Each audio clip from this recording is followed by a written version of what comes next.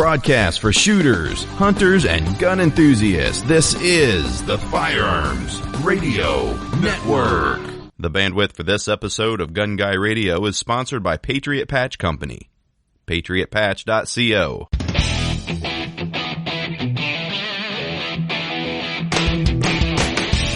Welcome to episode 255 of Gun Guy Radio. This is a podcast that shines a positive light on the firearms lifestyle.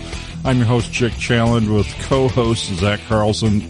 This is your dose of positive firearms talk without the politics. Hey, Zach. Hey, how's it going? 9 years. We've been on the air for 9 years. Actually, we could have said that last episode, but I didn't actually look it up until after we recorded. 9 years. That is an insane amount of time. Who would have thought? 9 years and we still don't have any real sponsors. Yeah, I mean, our some of these gun bunnies. Some of our. What about the gun bunnies? I say we need to have like some gun bunnies on here. We could have sponsorships within. Oh, I know, right? Hours. Yeah, some of the TikTok girls or something get. Yeah. Maybe there'll be COD characters in like a month or two. Yeah, maybe. Maybe we could be COD characters. Ooh, yeah. I don't know. So, yeah, it's been a long time. Appreciate everyone listening. I know some people have been listening since the beginning. I think Mark Hookham is the only one that I know of. Yeah, Mark. Shout out to Mark, our long time, only time listener. But yeah, I appreciate you guys listening, and you know, back in the day, coming out to the Firearms Radio Network meetups and stuff like that. Very cool. Well, I bet you newer listeners don't even know that you started the whole Firearms Radio Network. What, would that be 10 years ago? Or would that be 9 years ago as well? Well, no, that'd be about 8 years ago. Because Gun Guy Radio was the very first thing. And then... Oh, really? Oh, I don't remember that. Okay, yeah, okay. Tells you how much I remember. It's all a big blur. Well, you know, there was that period of time when you got too good for the podcast and, you know... Yeah. You were looking for better podcasts to be on, and then you came back, you know. But that's okay. Yeah. We don't hold that against you. Well, there's that, and then there's the taking a weekly podcast into a bi-monthly podcast. Yeah. Well, and taking like 2 years off, so there's that too. Yeah. Yeah. So really, we have 7 years of Gun Guy Radio. Well, because when you do the math, I mean, 250 episodes would be how many per 52? So 255 divided by 52. So that's almost 5 years. So, you know, we just spaced in an extra 5 years in there somewhere. Yeah, I mean, you gotta take account for daylight savings time and leap year, and you know, we did the math a little backwards, but no, it's been good. So here's to another 9 years, maybe. We'll see. Oh, it's a long time. That's a big commitment. I'm gonna have to have someone else start to edit it again. I just can't do it anymore. It's just yeah. Well, I could tell when you when you take, like, we record, you know, and then I don't hear anything, and I don't pay much attention to it. I don't subscribe to it in my own feed or anything, and then I'll start hearing comments about it, like, oh, the episode must have went live, and it was like, you know, a month later. Yep.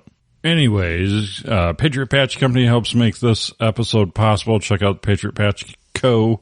We do the Patch of the Month Club over there, exclusive patch delivered to your mailbox every month with limited edition everything. Patch, artwork card, sticker, patriotpatch.co. You can only get those via the Patch of the Month Club. We have a great catalog of other patches available as well.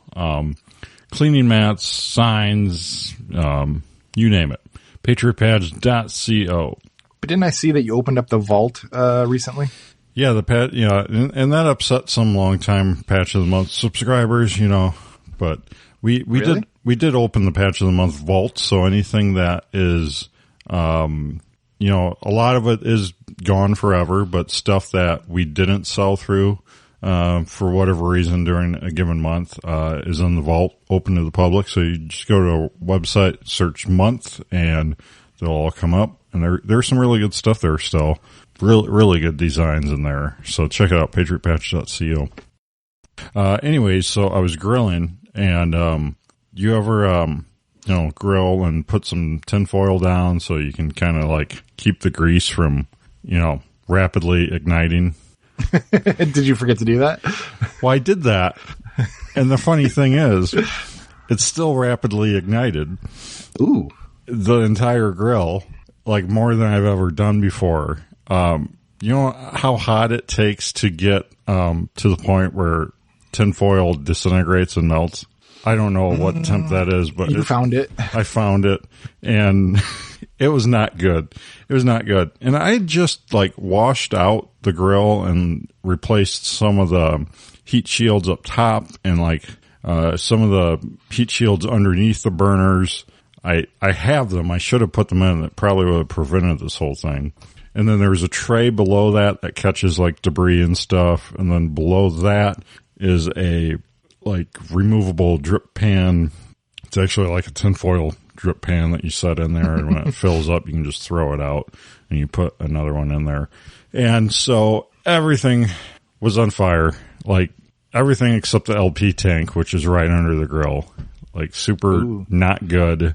And that really bottom pan is almost as low as the grill tank, the LP tank.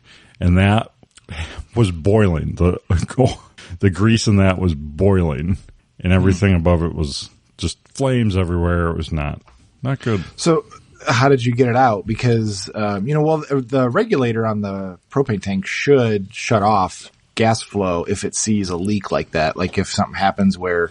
Yeah, but it's not leaking per se. It's all the grease is on fire.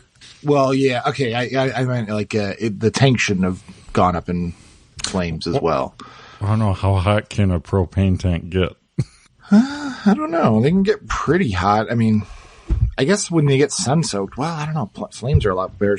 We have a new fire pit in our backyard that runs on propane, and I bought like a dual propane adapter for it. So I've got like 4 tanks in there in a deck box, and I think it's going to get pretty hot in there. Just as far as I know, the pressure just raises when it gets hot, and then it has that overpressure regulator on it that'll let go.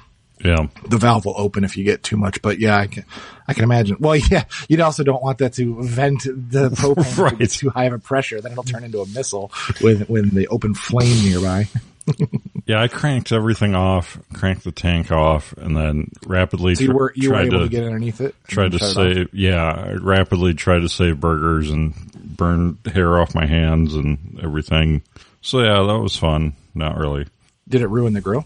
No, I think it'll be all right. I need to pressure wash it out, and I bought, those replacement shields, put those on there.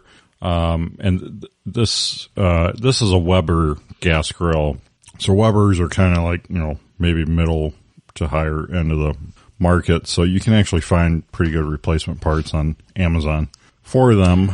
So, but it wasn't like, I've had grills before when they've been like super greasy. You look at it and be like, oh, that's going to go up. That, that wasn't, looking at this, I did not think that at all. So I don't know if there's what happened really. So. Was it nearby your house or anything, or was there anything in danger? Yeah, it's pretty close to our house and deck and everything. And well, and like where you're at, there's got to be like a fire department like 50 miles away, probably something like that. You got to pull a bell on a string or something. And there's actually home insurance companies that won't cover us because we're too far from a fire department. That tells you something. Anyway, so what have you been up to in guns since this is a gun podcast, I guess? I actually did do some stuff in guns. It's kind of crazy. I haven't been shooting much. I shot a little bit on the company dime testing the super secret project coming out in the future. But, beyond that, I didn't really spend a ton of my own time or money with my own ammo, but I did buy, a few guns. People don't know, there's a thing called a Glock stocking dealer program. And basically like the stores that you go to that have either like a Glock counter mat or a flag or something, or, the stuff like the little tchotchkes on the table, they're probably a Glock stocking dealer where there are these programs that you can buy directly, a certain amount of guns, and you just buy them in kind of a bulk order, and, they ship them to you whenever they feel like it. And so I had ordered those guns. We had ordered guns for the shop in January, I think. And just randomly a couple guns showed up, and they were randomly a couple of guns that I bought for myself. So, I got ironically, I got another Gen 5 Glock 19 MOS. Yeah. So that's the one I found earlier. Remember that's the one I was trying to buy at Buymart. Right. And they were giving me a hard time. So, I finally got one at a distributor. So I got another one of those. Not sure exactly what I'm going to do with it yet, but you can never go wrong with the Glock 19. So I figured I'd take it, no sense in getting rid of it now. And then I also got a 43X. So the, Glock 43 with the 10 round mag, the longer grip. I already have a 43 as my daily carry gun, but I figured, might as well get the other one too. It does feel a lot better in the hand. It's a little bit bigger grip. Yeah. For some reason, the MOS versions were not on the Glock stocking dealer program order form. So I got the regular 43X. So I had, the guys at the shop put a, optics cut on it for me. And the optic will be here Monday, supposedly. I bought a Holosun 507X2, I think it is. 507K, sorry, 507K, which is just their, slim line red dot, the smaller, for the smaller bodied, guns. Okay. So I got that coming. Kind of excited about that. I haven't had a red dot, single stack gun like that in a while. So I'm going to give that a shot. I think, the unfortunate part is now trying to find magazines for it. I have a ton of G43 mags, but I have no 43X mags, and they are different, obviously, because they're 10 rounders versus the 6 rounders. So, and then Shield Arms makes those 15 round mags, which is the ideal solution. Yeah. But just trying to find them, they're metal mags. So you're supposed to put a metal magazine release in it, and which is fine, but none of the stuff I can find in stock. So I'm going to have to start putting some, in stock notification, email, things on people's websites and seeing what comes in, and kind of that. I'll be on the hunt for those, but so is that too new for Magpul to have something out? Yeah, I think they only make the 19 or 26 is probably the smallest they go. I don't think they make a 43X yet. It's that gun's only a couple years old, maybe. Yeah, I know. Couple, yeah. Yeah, I know they came out with the silver versions originally, and then they came back with the blacks, and now they have an MOS version of it. So that's kind of exciting. I'm going to try to do that again for a while. I assume I'll just keep my 43. I don't see a reason to sell any guns at this point. It's not like I'm not in this situation where I have, a lust gun that I want to buy that I need to sell all the guns to fund for it. And so I don't really see a huge need to. I kept looking at my pile of crap in the garage though, and was like, I should probably get rid of some of this stuff. And I thought, well, I should take it. Buddy Dan does gun shows all the time. So I figured, okay, well, I can send off all the stuff with him, and he can sell them at the gun show and be easy peasy. But then every time I go to do it, I'm just like, do I really need to get rid of it? No. I mean, I don't need the money. It's just like, I could probably should just leave it alone. You never know. Like, I have that Knight's Armament gun, and it is the bee's knees of an AR-15, but I've got a bunch of bee's knees AR-15s, and it's like, I should just sell that. And I went to go fondle it out of the safe the other day, and I'm just playing with it, and I was like, I don't think I need to sell this right now. It's an expensive gun, and they are getting a premium. That's the one reason you would want to sell it, is just because there's such a big premium on them right now. And I don't know if that will last forever, but I don't know. It's kind of a gamble. I always feel like as soon as I sell them, they'll either skyrocket in price, or they'll get banned and I won't be able to buy them again, or, just paranoia about it, I guess. Did you apologize to it when you put it back in the safe? Yeah, I apologized by buying iron sights for it and an optic for it, because it was naked in the cage, or in the safe. So I ended up buying a set. They're not here yet, but I bought a set of Daniel Defense fixed iron sights for it. Like just the fixed front and fixed rear, and then I bought another Holosun. So Holosuns came into stock. Like there was no Holosuns in stock for months. And then recently a bunch of them came into stock. So. They were all in that, shipping container, the Evergreen on the Suez Canal. Yeah, probably. Yeah, that's why I don't let women drive. But anyways, but yeah, I got I figured I better have a spare. I had a spare optic for a long time, just when you need one just to throw on something, and I kind of ran out of them for a while. So it's not the ideal one that I like, but Holosun, it was a 403, I think it's a 403 GL, but it's basically the same style, but it has a rheostat on the side. So the ones I really like are the aim point style. So they're all aim point style mounts, right? And then the one I like the most is the 403 and the 503 Bs, I believe. They have the aim point style coin cell battery on the right-hand side, and then they use plus and minus buttons on the top ridge to turn it, up and down. That's my favorite style of all of them. But it seems like they've gotten away from that battery compartment on the side like that. I don't know what the deal is, but they've gone to these battery trays where there's these two little tiny rectangle screws that go in from the right-hand side, and then you unscrew those two things, and then a tray pops out the right side. Right. And then in itself, it's not that bad because you very rarely change the batteries on them. They last forever. But what I don't like about it is it seems like that raises the height of the optic just that much, and they don't fully, like when you buy an aim point mount that's a co-witness of X, it doesn't always line up perfectly with those optics. They're slightly different. So that's kind of annoying. So I try to buy the ones that don't have the battery tray. So this one that I bought was compromised. It didn't have the battery tray. It still used the coin cell battery on the side, but instead of having the top plus and minus buttons on the top, it had the rheostat, which it would be fine if the rheostat was half steps. So like you could have 1 off, 2 off, 3 off, 4 off, and progressively up. But it's 1 through 10 or 1 through 12, and then to turn it all the way off, you have to go all the way back to 0 and then go all the way up. So I like the half steps a lot better. This one doesn't. This is why it was a spare optic, just to throw on anything as I get to testing or whatever, but not the ideal solution, that's for sure. Yeah. I wouldn't buy it for my primary, like most used one. That's where I like my other ones better, but so about that Holosun. That's not the only Holosun I bought. I bought one more. Have you seen the 509Ts? They are a closed emitter box style, kind of like the Aimpoint Acro, basically. It's that similar vein there. I've wanted one for a long time. I wanted to try it. It seemed like the ideal solution for a lot of things. When I took a couple classes in inclement weather with the RMR, I one time I was shooting out in the snow, and snow got into the backside of the RMR, and like the laser was, or the LED is trying to illuminate through a puddle of water, and it basically, I couldn't see anything. In theory, the 509 is supposed to be better because it's a closed emitter, which means it's like a box. It's got a front and a rear lens. Okay. Yeah. With the emitter in the middle. Supposed to be better. I don't know. I really haven't. I just got it. I haven't tried it yet.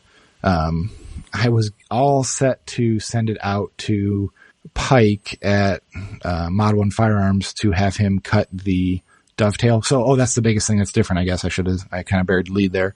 The Holosun 509T uses a dovetail clamping mechanism instead of a through the body screw. Because, when you have a closed box, you don't have the ability to go from the top down and screw it like you do almost all the other optics. So they rely on a more traditional style pinch clamp, but then that means you have to have a dovetail.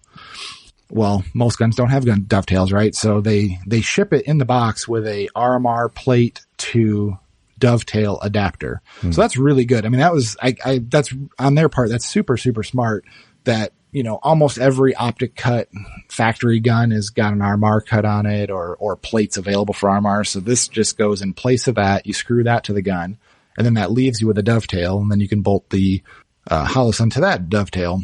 I did it on a gun that I had a Glock 19 that was already cut for a RMR. And I had already had RMR, or it had iron sights on it. It already had the tall suppressor sights, and it didn't co-witness at all. Like it was that thickness of the plate plus the clamping mechanism and all that. It made it all rise up too high, and I didn't love it. So I was thinking I would send my CZ P10C. That's the iron sight one. I've got 2 P10s that have the optics ready mounts. And then I have one that's just an iron sight gun. I was like, I'm going to send this one off. I like the gun so much. I want to dot them all. Right. And then I kind of got cold feet, and I chickened out at the last minute. I was like, this gun is so perfect right now. And it's one of my only iron sighted pistols that, like, when you need an iron sight gun for whatever reason, like you kind of need one. And, EMPs. Yeah, there you go, free MPs. But I was afraid to cut it. Like I know Pike would do a great job at it, but I was like, well, what if I don't like the 509? Like, once it's kind of a specific dovetail. It's not the same dovetail as an acro from what I understand. Oh yeah. So, once you cut it, you're done. So what I ended up doing is I bought, a plate from CHPWS, CNH Precision Weapon Systems, whatever. They make these upgraded plates, and I run them on my, God, what do I run them on? I run them on another gun. Oh, my Glock 19 Gen 5. I run one of their plates from the MOS to the RMR, and it's nice. It's quality plate. They basically use, so factory plates, they don't have a ton of room for thread engagement. When you're actually screwing in the thing, there's not that much threads available.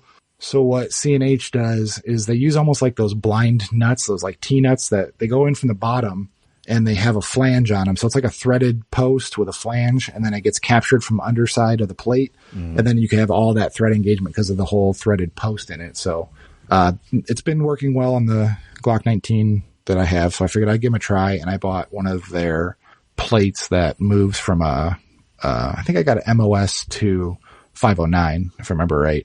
So that was what I'll put on my new Gen 5 19 that I bought. So I'll give it a shot there and see what happens. I'll let you know. It's interesting. I was kind of surprised where, this is supposed to be like one of their premium, offerings. And how Holosun, you can hold the button down and it changes the reticle. So you have like a dot or circle dot or just circle. Yeah. Well, this one only has dot and circle dot. There's no circle only.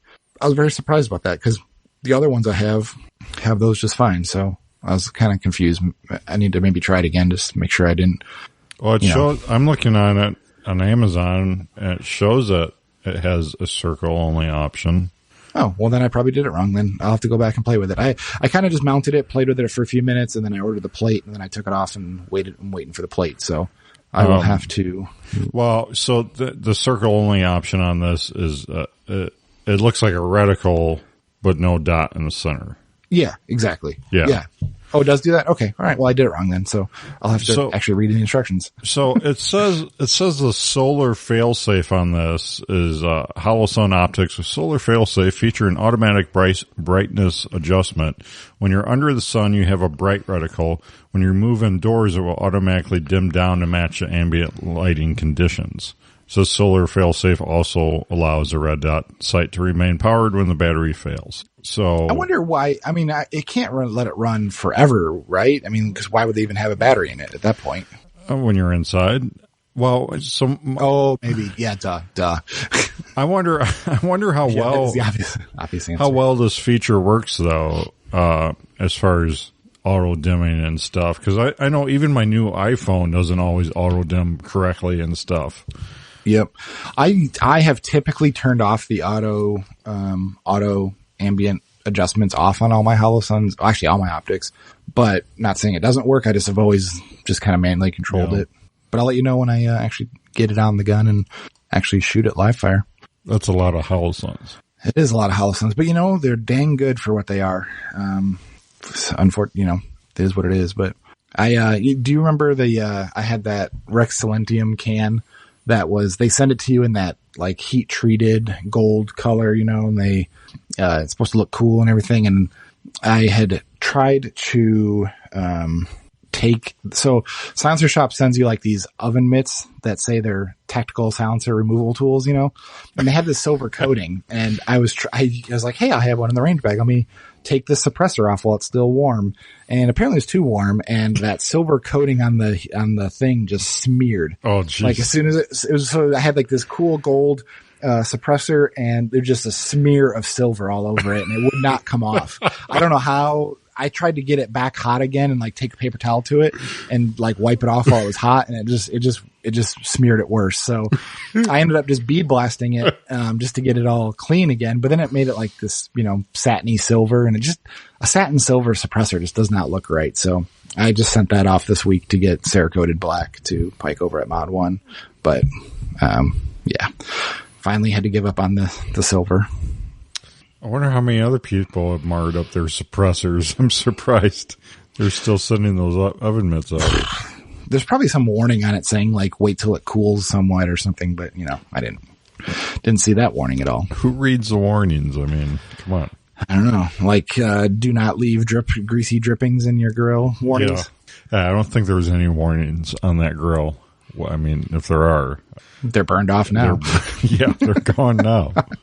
That's why you see those warnings stamped into the stainless on a lot of those parts, is because they know people won't read them, so they actually emboss them into the metal parts. So I don't want to talk about politics, but I do have a question for you. With all the talk about pistol braces and NARs and stuff, what do you think about registering SBRs now? I'm of two minds on this. One, you can beat the rush if like there is a huge influx later of people having to do registrations, or the downside of that is what if they do free registrations because it was, not your fault that it's a SBR now. Then you just pay $200 for no reason. So does that mean we should like set up a bunch of SBRs at a time for the free registrations? Yeah. Not that this is legal advice, or SBRs. I'm like I'm from I was in Illinois just a little over 2 years ago, so like having an SBR, ID to even touch ammo in a store. That's still like a foreign concept to me. I'm like, oh, I can have SBRs now. Yep. Yeah. But then if they truly do outlaw pistol braces, whatever, I think the best answer is just non-compliance and tell them to shove it. But yeah, I mean, there's too many out there, right? Yeah, there's so many out there. Exactly. So I don't know. That's a bridge we'll cross when we come to it. I mean, not something I'm going to worry about right now for any of that stuff. Just I don't know how much of it is actually just talk, just to act like they're doing something, and what they're going to actually take action on. So how is what is this topic you have listed for just carry? It's very ominous. So have you ever been in a position where you realize you have to tell someone that you carry it and you were totally not planning on telling anyone that you were carrying, but you had to disclose it? Is this like when you got pulled over? Well, kinda, not involving law enforcement though. Just like everyday people. Have you ever been in a situation where you're like, it's kind of like coming out of the closet, you're like, well, how would you know?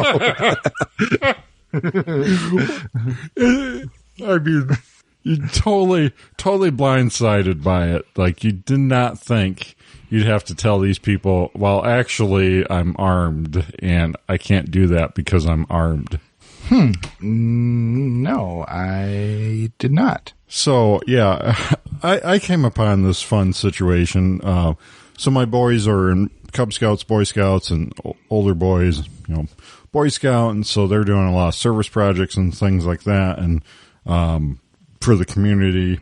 And one thing that they do every month, is they do a paper drive, aluminum can drive, and they actually have these routes their parents run them on, so the kids can pick up the paper and the aluminum cans, and basically I have to drive my truck and fill it up with a bunch of junk.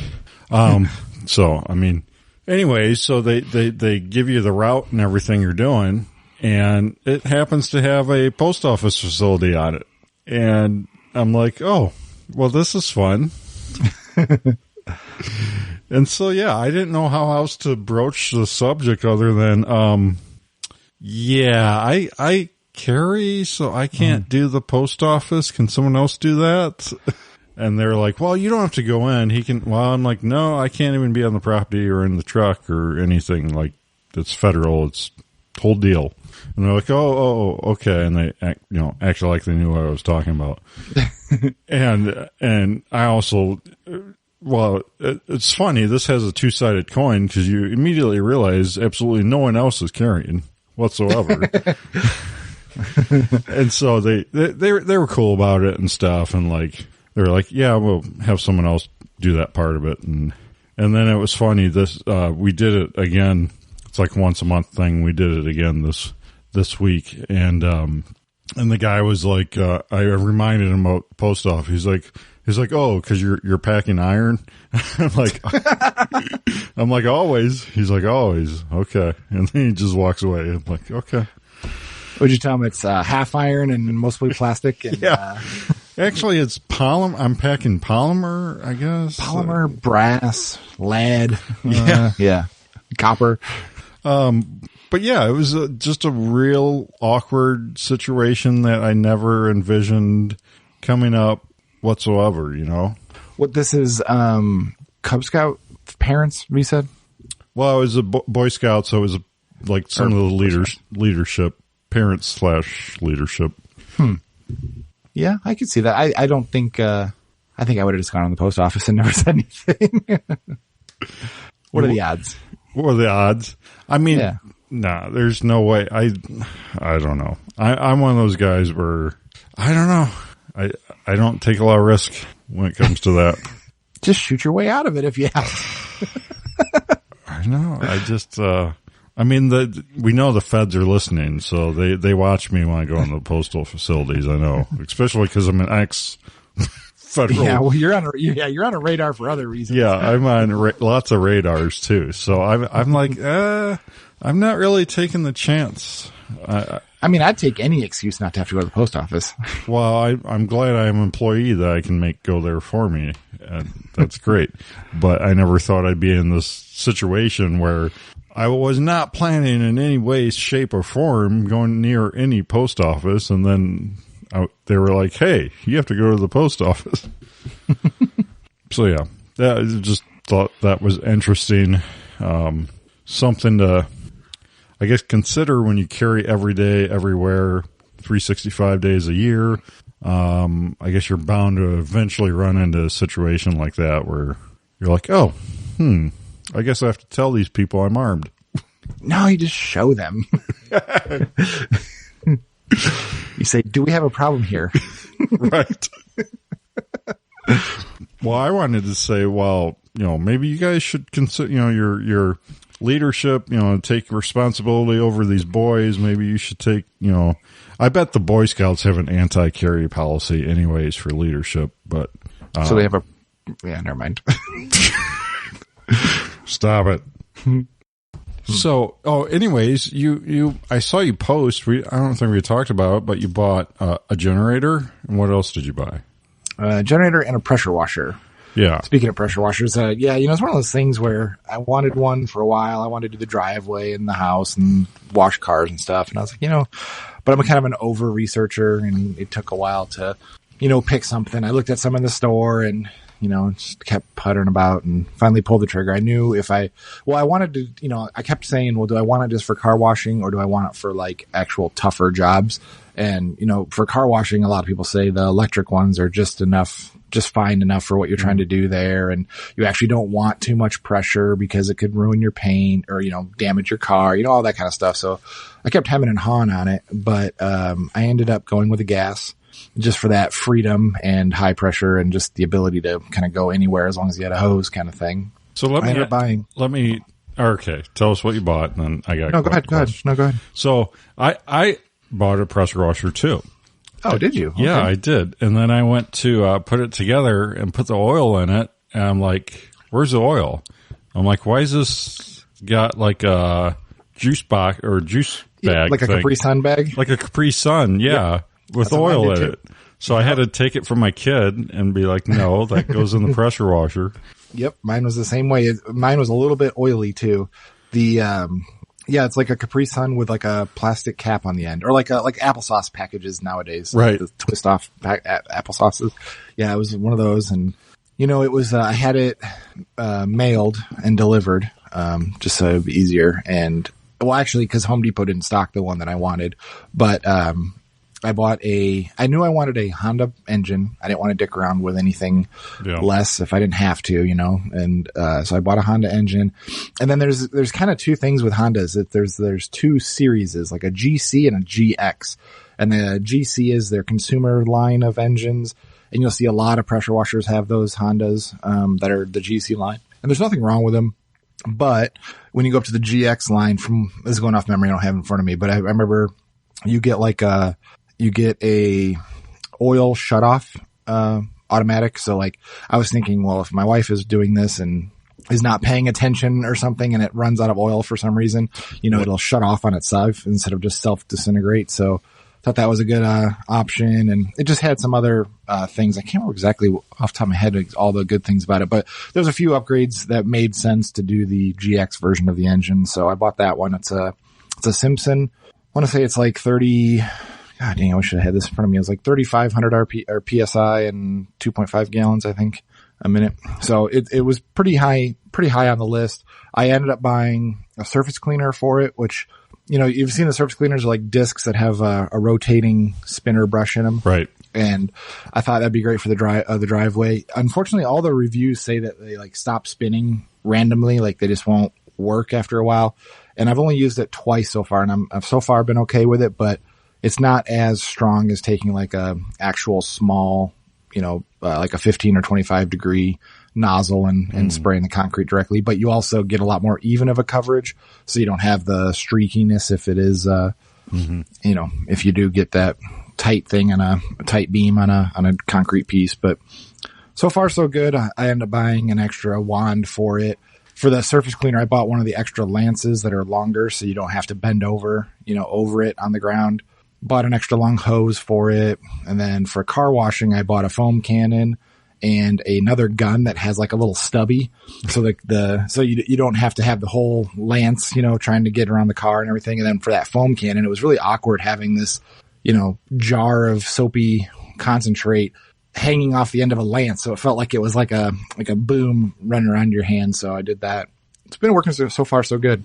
I put some QD mounts on the hose connections. So, you don't have to wait and thread them all on and that's smart. Yeah. Clip them on and off. Yeah. And yeah. Cool. So tell me about yours. What was yours? Oh, I just went with the cheapest one I could get with the Honda motor on it. So which one is that? Is that a Ryobi? No, I think this one's actually a Craftsman.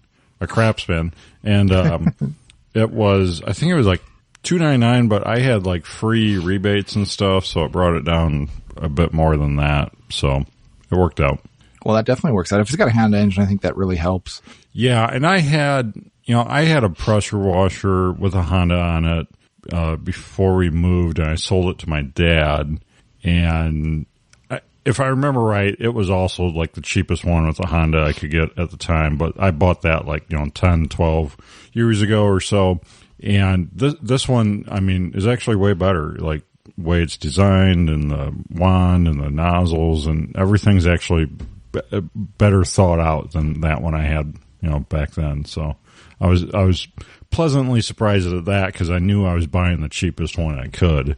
Down the road, I would like to get a nice one with a heated tank and everything for blowing off greasy engines and stuff like that. But those things are just, you're well into commercial territory at that point. Yeah, you're like at $5,000 or something at that point. And so maybe I'll find one, on Marketplace or something someday. So that was my thought. I just need something to work for kind of an all around thing for the farm and everything.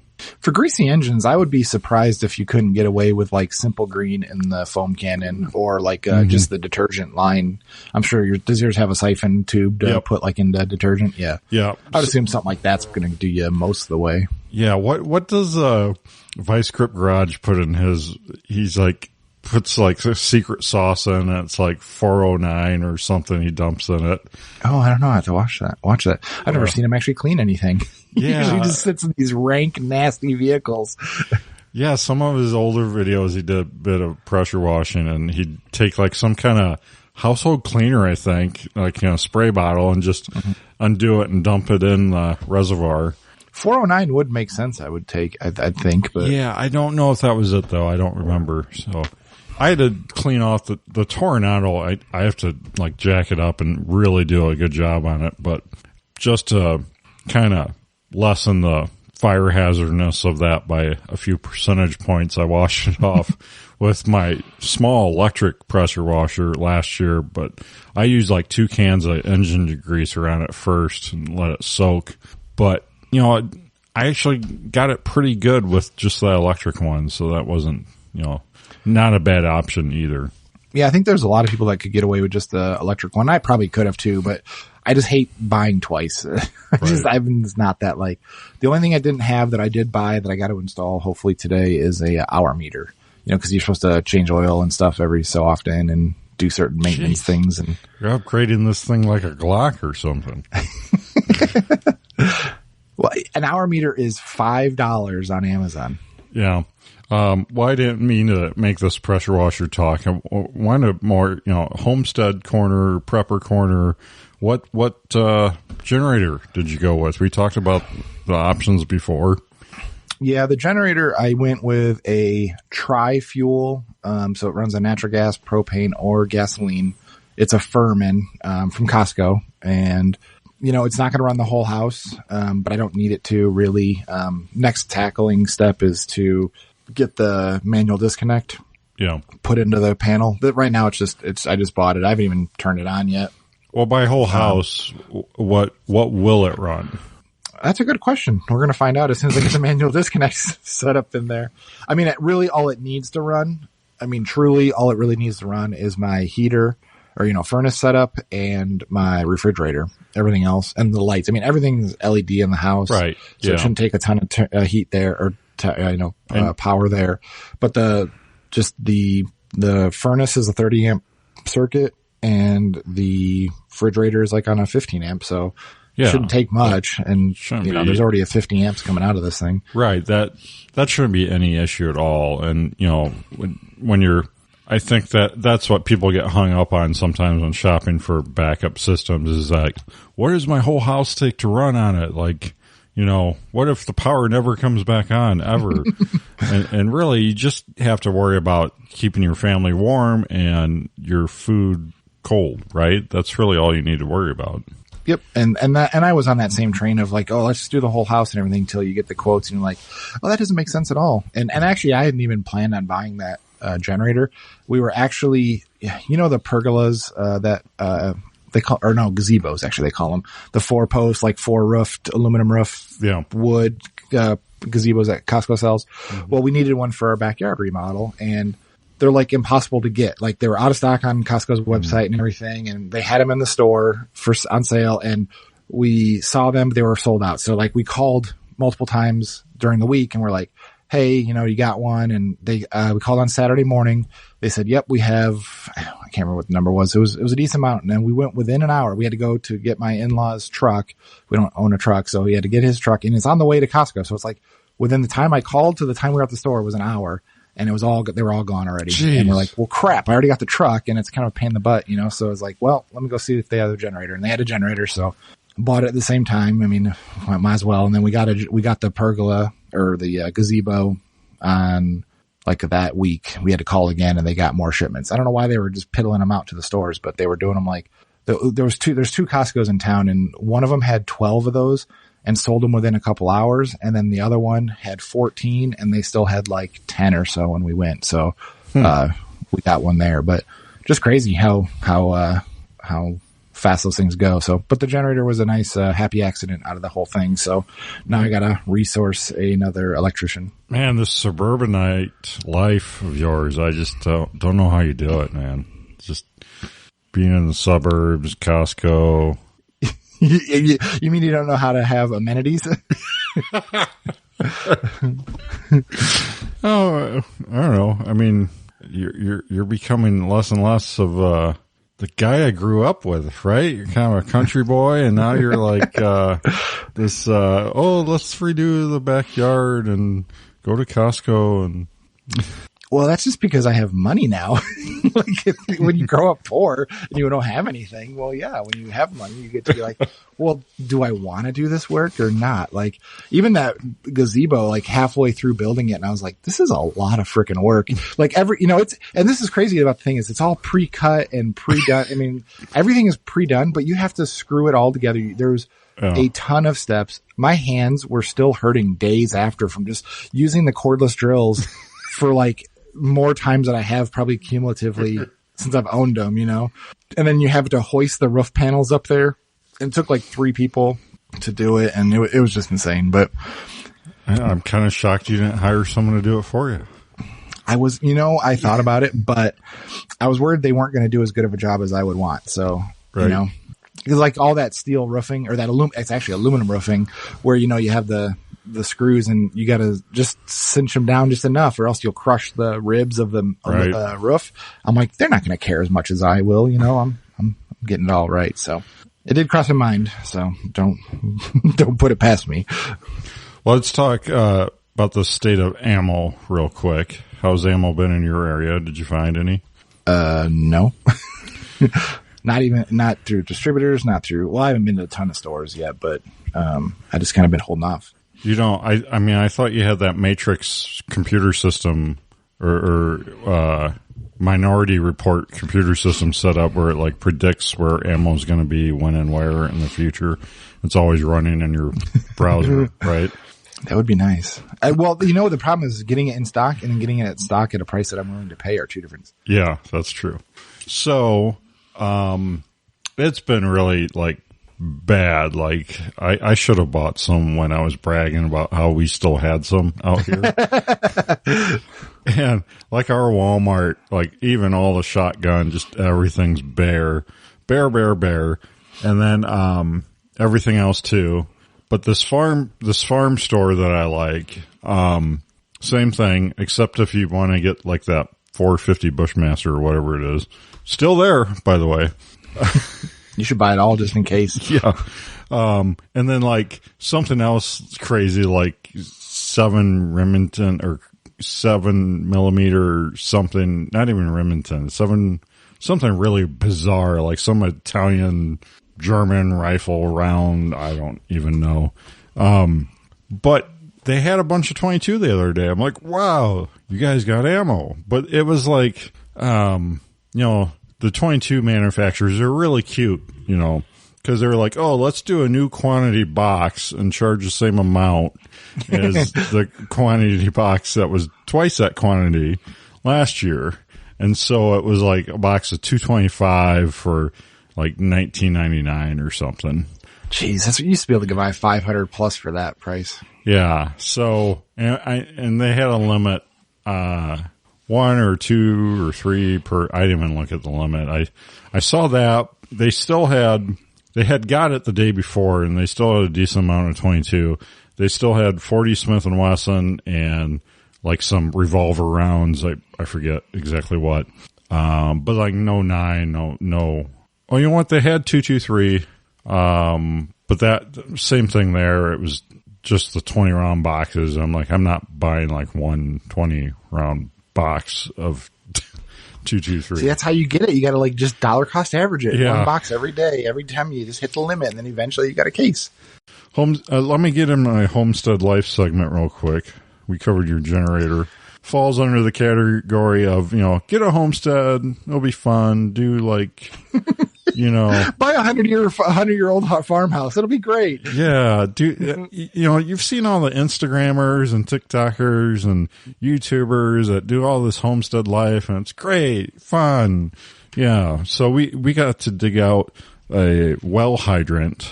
So the well, it pumps water up out of the ground into a pressure tank, and then it shoots out a bunch of lines under the ground to different hydrants that you can turn on and get water out of, and around the farmstead. Real common for any farm. And yeah, one quit working. I don't exactly know if it completely froze or something, but it quit working in this winter, and the kids told me, so I went out with a hammer, naturally, and proceeded to shear off the top of it by accident, because it's just cast metal, so it just snapped off. And I was like, oh, great. So yeah, I had to replace it, dig down 6 feet, replace the whole thing. And it's like kind of in this area where even if I had like a little backhoe thing, really couldn't have used it too much because it's like up against this concrete and then light pole. And then it turns out there's wires running like right next to it underground too that I hit with a shovel and had to use some liquid electrical tape to seal up, and hopefully that's, I'm sure that'll be super steady for years to come. I'm sure. We're just not going to think about that. Okay. We're going to pretend we didn't see that. Hook your peepers on that.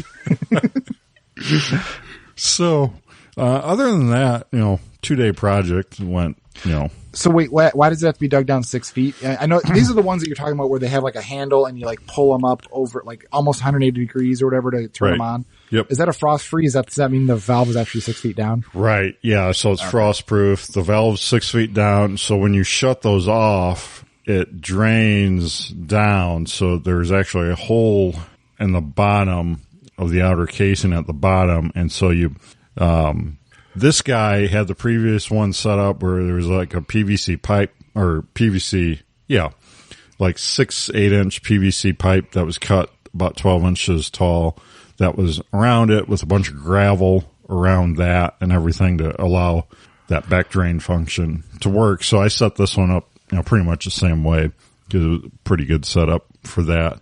And so I don't know if the old one quit back draining. My other thought on the old one was that the kids were using it a lot in sub-zero temps, and every time you shut it off, turn it off, it back drains. If it back drains again and again and again, it's going to run out of room down there, especially when all the ground is froze almost down to that point. It's going to run out of room to continue to back drain, and also the time it takes to back drain. So I'm thinking it might have froze up because they turned it on and off too many times right in a row. It was, it was so cold out and it didn't have time to back drain. So what are you guys using the hose for in the sub-zero temps? Well, this is one right by the chicken house. So twice a day they're getting water, for the chickens and cats and everything. Gotcha. And so you didn't leave a hose on it or anything? Yeah, no hose. Just they get it right out of the. So so this year, from now on, I'm going to wrap electric heat line or whatever you call it, the electric heat tape or whatever heat tape thingy wrap, because there's a outlet right by it on that telephone pole. So I'm going to wrap that around it and put foam pipe insulation around that and everything. And so should be, knock on wood, like triple protected against that happening again. Well, then, you want to hear my suburbanite story version of that story? Yes, absolutely. So, does it involve like White Claw or anything? Or no. Not yuppie version. This is just suburbanite. So this spring we had a mobile detailing company come out and clean our cars, right? Okay. And it was cold. It was coldish. It was in March, and we were in the house. They are working out in the driveway, and they used our hose bib on the front of the house. And it sounded like rushing water, but we didn't think anything of it. So it was like, well, we're never in the house when we're using water on the outside of the house, so maybe that's just how it sounds. Didn't think anything of it. Yeah. So they washed the cars. It took them probably 3-4 hours. Didn't think anything of it. And then I went and bought new hose reels for the front because I knew I was getting that pressure washer. I wanted a hose reel in the front yard instead of just one. We had like one of those, like big pots that you put the hose in. Those things are a pain in the butt. Yeah. So anyways, I hooked it all up and I'm running it, and there's like hardly any pressure in the gun. And I'm like, what is going on here? Didn't think a whole lot of it. I thought, well, maybe just this front one it's the farthest away from the water source. Maybe it just sucks, because the water shut off in the other corner of the house, and didn't think much of it. But then I was hosing off around the corner of the house, and it's a crawl space. So there's those little vents that go into the crawl space. It's like a grate, and I hear water rushing, and I'm like, this doesn't seem right. So I shut it all off, and I went down into the crawl space, which I never go down to because I'm too big to fit down in a crawl space. And I look down, and there's plastic sheeting underneath the crawl space, so it's not just right. You're not right on gravel or dirt. Yeah. It's all sheeted. Yeah. So I'm like crawling around on that, and I look over and I see standing water sitting on the sheeting, and I'm like, oh no. And then I kind of get close, and I kind of see where I think the water line is. And I call Ashley, and I say, hey, go turn the water on. She turns it on. Just spraying like with vengeance in the floor joists. And I'm like, no, oh my God, no. Okay. So I had her shut it off real quick, and I'm like, yep, there's something wrong there. So I went upstairs, I got back out, and this is a pain. It's like backbreaking. I didn't have any knee pads or anything. And I went back down there a second trip to really kind of investigate. Cause I couldn't, there's a pony wall underneath the house that, that supports all the floor joists right down the center. And I was on the other side of that pony wall. And the only big enough spot to get on the other side of it is closer to the, whatever. So I went back down through there to get a closer look at it. And I noticed that the floor joist section it was in, the water had sprayed so much that it soaked the insulation down there and just made it fall down. Oh. And so I went down there with garbage bags, tied to my, like, I was like one of those like adventure things, like where you're like, I had like bags like tied to my leg, so I could like drag it up to the side. And so I get there and I'm like trying to lift the sopping wet insulation into a garbage bag. Oh, it was horrible. And I look up at it and there is a frost-free hose bib and it's like a 12-inch section, one. Right. But the copper outer jacket had exploded. It had ruptured. And so there was just like a slit in it, just spraying the floor joists. So and it had a PEX connection on it. So I didn't have PEX, tools or anything. So, and then the stores for whatever reason around here don't actually stock a frost-free hose bib in 12 inches like that. Like I had to order it. I don't know why. Weird. Like Home Depot, all those guys didn't, Ace and Lowe's did not stock it. Huh. So I had to order it. So I waited for that and I got the PEX tool. Thankfully they put a service loop in the PEX. So I was able to, just unscrew the bib from the outside of the house, pull it out the outside. Oh. Cut the PEX, That's put the new valve on, put the new crimp on, and then put it back in the wall.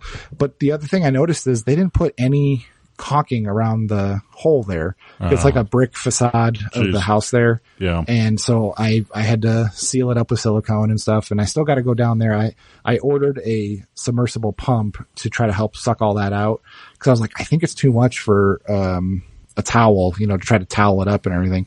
Eventually it will evaporate, I think, but I do want to get it out there. So I got to go back down there now. I ordered a pump and, I'm going to try to just kind of tent up the plastic by lifting up the corners to get the water to pool in the middle and then pump it out. Hopefully we'll see. Why don't you just poke holes in it so it drains out into the ground? I thought about that and it might actually do that on its own, but I'm worried about just getting soupy down there. I don't know. I guess eventually it would dry out, right? But will it dry out if it's covered in plastic too? Yeah, it'll be all right. I don't want any mold or anything. I need to go down there and I also got to buy some more insulation because that insulation I thought I was like, I'll just get it to dry out. And no, there's no drying. No, this is where you say, we're going to pretend we didn't see that. Yeah. I did think about that too. I'll have to go back down there, but it was a mess, but thankfully, the PEX tools make it pretty easy. I was worried about it being a copper sweat on joint and right. Yeah. I don't trust myself for that. So no, that's something I don't want to mess with either. So I'm glad I converted our rest of our house to PEX and everything. It's really great to work with and like to change it to like be like, oh, I'm going to do this a little different or upgrade this. It's just super easy to change things and reroute things or do whatever you need to do. And the funny thing is, now that I'm a cool kid and on TikTok and everything, you're on TikTok? There's actually a lot of really interesting home improvement stuff on there. Home improvement, automotive, and farm, believe it or not. Those are like the three things I follow on there. And for the PEX, they now have these, like, they're almost like, rubber rings that you just put on the end of the PEX. So you don't use the steel clamps or anything. You put this rubber ring over the end of the PEX, and then you use this, expander thing that is in like a Milwaukee, cordless, and it goes and expands the PEX out. You put your fitting in, and then that plastic or whatever sleeve around it will permanently tighten down around it, and so there's no messing with any clamping or anything like that. So you stretch it, stick it over a fitting, and then the other clamp just force fits it back down. Yeah, that sleeve, that rubber plastic, it's like an opaque white looking sleeve or ring. What's the benefit of that then? Is just because there's super fast, way faster to put it all together and everything. So you're not having to like set it down, get the tool on there, crimp it down. None of that. You just, just expand it, put your fittings in, and you're done. Huh. Okay. It's really neat. That's not the shark bite ones, right? I saw shark bite ones where they're almost like those push-pull connections where you stick them in, then you can't pull them back out until you release them. No, these you just use the same PEX fittings you use for the metal clamps. You can use those. So it's the same fittings. That was the first time I'd ever done anything with PEX. I mean, the house has it all in it, but I never had to do anything plumbing-wise yet. Well, now I'm like thinking, what else can I do with PEX? Because I ordered like 1,000 feet of both colors of PEX, and I used like maybe 200 feet of each, and so I've got like 1,600 feet of PEX in my shop here. And I'm like, what can I do now? In-floor heating. Well, I actually made a little garden sprayer pull behind the lawnmower garden sprayer, because those things have gotten so expensive. I've had one before, and I swear I only paid like $150 for it. And now like the cheapest pull behind garden sprayer you can get is $300 and up. I'm like, Jeez. Well, forget that. So I found at the farm store this tank that has a pump and just a wand. So there's no spray rail, but it has, everything else. So I put that on this wagon we got, and then at Tractor Supply I found nozzles, the spray nozzles on clearance for dirt cheap. So then I just had to make, the hose connections and everything. And so some of that I used PEX stuff because I had it and, it was free. So cool. Yeah. We've kind of strayed from guns. Well, we talk about, what we can. Well, maybe I'll have a range report by the time we shoot again or record again of those Holosuns. I'll be curious. Yeah. Maybe I'll check back next year. Maybe I'll have a range report. You have guns. And I actually have ammo, so I don't know what I'm just so busy. Anyways, so Patriot Patch Company helps make this episode possible. If you're into patches, check it out, Patriot Patch Co. or patriotpatch.co. We also have awesome cleaning mats and metal signs for your man cave, gun room, everything else, patriotpatch.co. If you're looking for awesome artwork design, website design, check out Ryan Cross, Hunter of Design, hunterofdesign.com. Check out Zach's old YouTube channels. Maybe if he gets enough likes, he'll start making them again. Hey, if you want to support both of our companies, you can buy an LTD pistol because every one comes with a Patriot Patch made patch on the backside. Oh, that's awesome. Yeah, go every gun comes with a wolf head patch. Go buy every gun or Lone Wolf has, and then we'll have to make them more patches. So yeah, you already do. We already have an open PO for a bunch more patches. Yeah, that's awesome. Appreciate it. So you can reach us at gunguyradio@gmail.com, and we'll have to do like a little bit of a listener feedback segment sometime here, because I thought I was checking that email, and it turns out I wasn't checking that email. Uh-oh. And like Mark Hookham had emailed us like 3 or 4 times, and I'm like, I'm sorry, Mark. Totally thought I was checking this and wasn't. Speaking of that, I wanted to take a trip down memory lane, and I looked at the show notes for Gun Guy Radio 001, which was March 21st, 2012. And it was part of that. We used to have a listener voicemail button or a call line, an 815 number that you could send 815-290-9777. I don't know if that number's still active or not, but yeah, you used to be able to leave a voicemail to us. Yeah, you're gonna probably get like some laundromat now, so don't try that. Yeah, the show notes were quite interesting. We did a blog post of the week. We did a Glock segment. We did a bargain shoot deal of the week. I remember that. Yeah. Wow, we talked about gun stuff? Yeah. The first line says, we talk about guns we like and experiences we've had this week. That's the first line of the show notes. Do you want to guess without looking what the main topic was? Oh. It's a ridiculous topic. Didn't we do like the Arsenal double 1911? Yes, we did. Yeah. It was so stupid. Did that ever come out where people could buy it? I don't think I saw anyone out in the wild or anybody ever saying they had bought one. I mean, it's kind of the coolest thing ever if you could like like, if you want a 4-inch wide, thick gun, yeah. Sure. I mean, it's so ridiculous. It's like holding onto a 2x6. It's like, yeah, it's pretty cool. I would shoot it. Yeah. You have that to go with the double AR. What's that double AR? The Gilboa snake or whatever. Yeah. I mean, could you see YouTubers like doing the pistol shoot, then they drop it and get the double rifle, and yeah. That seems like Demolition Ranch is right up their alley. Oh, gosh. Talk about a YouTube channel that's jumped the shark. Oh. Anyways, so... You know, are we done with this? I think we're done with this. I think everyone else is done with this too. Okay. So don't forget to check out all the other awesome shows here on the Firearms Radio Network. Thank you, Zach. Thank you. All right. We'll see you next time.